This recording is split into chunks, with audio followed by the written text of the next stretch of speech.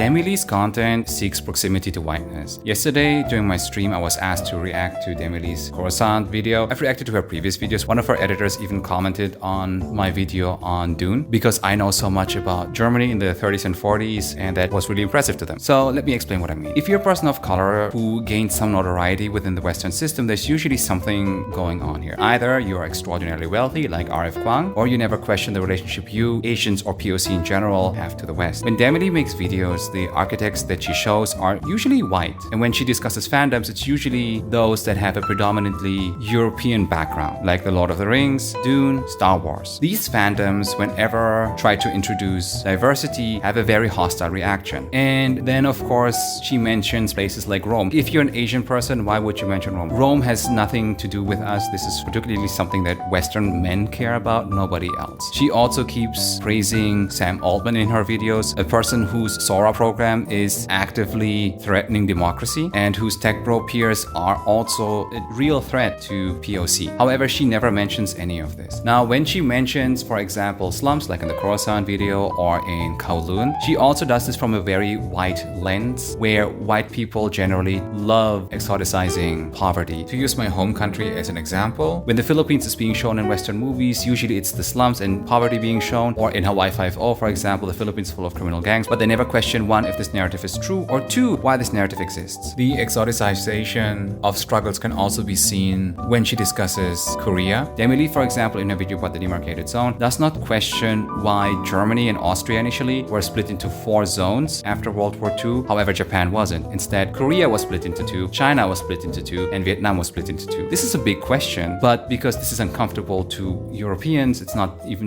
parsing the brain. On top of that, she also likes to present forests, etc. as untapped economic resources, which is also very Western. However, seeking this proximity is very unfulfilling and doesn't help those on the margins. It does not even protect you. Look at Kash Patel, FBI director under Donald Trump, who just wished people a happy Diwali and then was lambasted by the fan base of Donald Trump.